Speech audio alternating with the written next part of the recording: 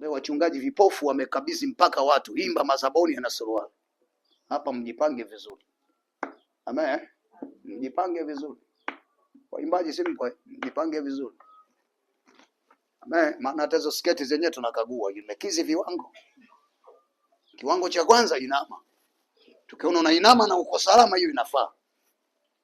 Lakini inama tunaona tusiviona, hapana. Mungu mwenyewe aliwaambia makuhani, vaeni mavazi yenu kujistiri. Uchi wenu si utaki mbele ya madhabahu. Sembuze wewe mshirika.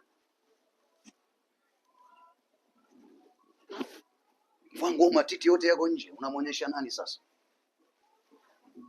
Asiyejua wanawake wana matiti ni nani? Asiyejua wanawake mna matiti ni nani? Mpaka tuyaone. Kwani hatujui kwamba mwanamke ana maziwa? Wanaume vifua. Sema ndio hivyo sasa, hapa shida wanaume wachache. Liko kifua wazi barabarani. Sasa asiyejua kama wanaume wana vifua ni nani?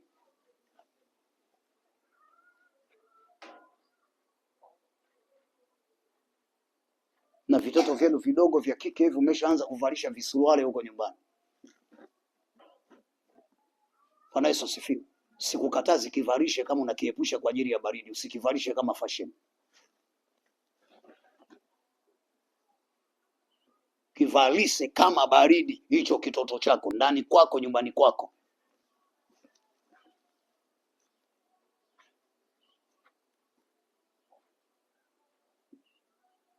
Sinaeleweka vizuri. Unafikiria mashoga wa kiume wanazaliwa na nini? Nyinyi wenyewe wazazi mmewaharibu wengi. Sasa mtoto anazaliwa, mtoto wa kiume, halafu anapaka wanja, unamtengeneza nini sasa?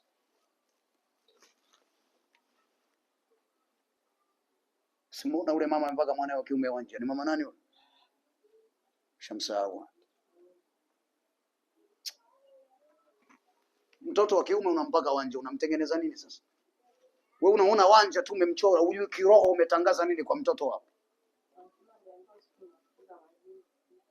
Na imani ya ajabu kweli yani. Nakwambia munisikie.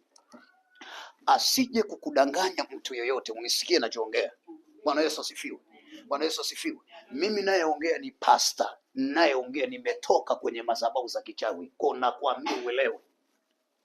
Asikwambie mtu kwamba ukichukua kitu hicho ukafukia hapa au ukafanyia hivi unafukuza majini, asikwambie mtu.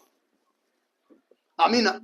Majini yanafukuzwa na mtu mmoja, jina moja linaloitwa Yesu tu. Sio kitu kingine. Hakuna cha mtume Muhammad, hakuna cha mtume Paulo, hakuna cha mtume Petro, ni Yesu peke yake. Kama unabisha, chukua mwenye mapepo alafu tamka kwa jina la mtume Muhammad uone.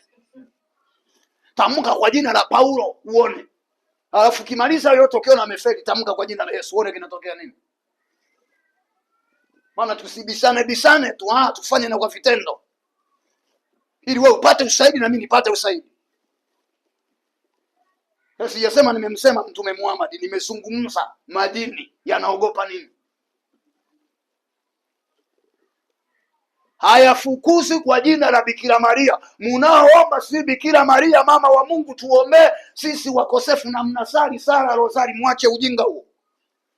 Bikira Maria mwenyewe aliomba kupitia jina la Yesu. Afu wewe unamwambia kuombee wewe.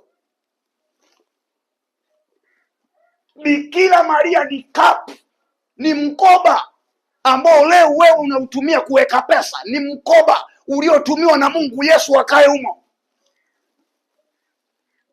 Ila ni binadamu kama wewe. Tunatumia jina la Yesu kwa kuwa Yesu si mwanadamu. Aliufaa ubinadamu, akaishi maisha halisi ya kibinadamu, lakini ndani yake hakuwa binadamu. Ndio maana namtaja hapa, anaponya. Tanga anaponya, Kenya anaponya, Malawi anaponya. Mwanadamu gani anaweza ponya hapa? Akaponya kansa, akaponya kule kwa muda huu.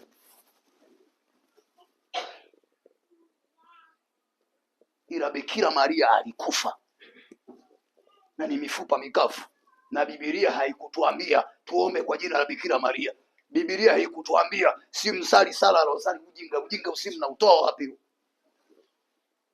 Mtu mzima kashupaa kabisa, sala ya rozari, anachukua rozari anafanya kuvihesabu vilozari vile, ukirudia si mara 10 ndio nini? Mwache ujinga huo. Ukisoma kwenye Biblia uvikuti hivyo vitu.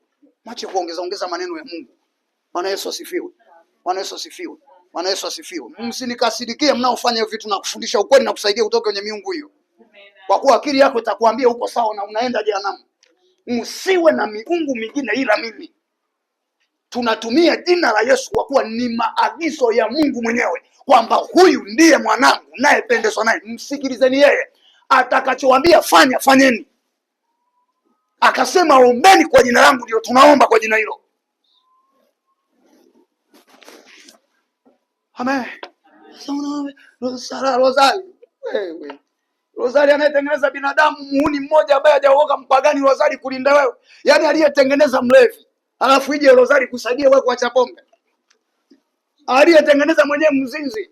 Alafu rozari kulinda wewe usiku. Napenda ule mama ambaye alimvika mwanae rozari, mwanae kaminywa na rozari yenyewe imeibiwa, haijulikani liko iko wapi. Safi, mchawi alikuwa na akili sana.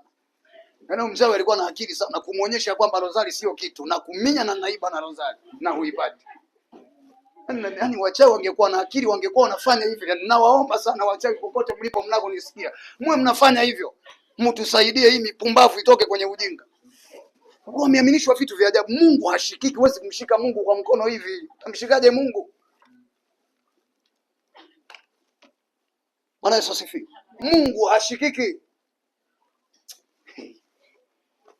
Si tunaelewana vizuri nachoongea hapa? Yes. Sasa naomba niendelee hapa.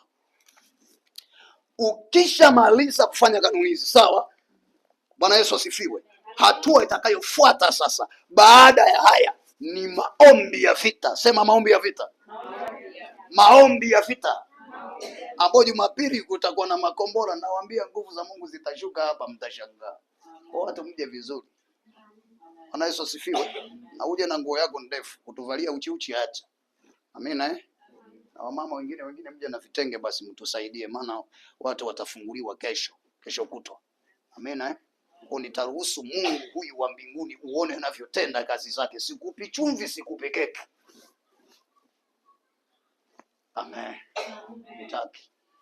Utaki. Hata kama utaki mimi nakuonyesha hivyo. Mkayaona ya Bwana mkiyaona. Bwana Yesu asifiwe. Na mtabarikiwa hata kama wamesema hamtabarikiwa.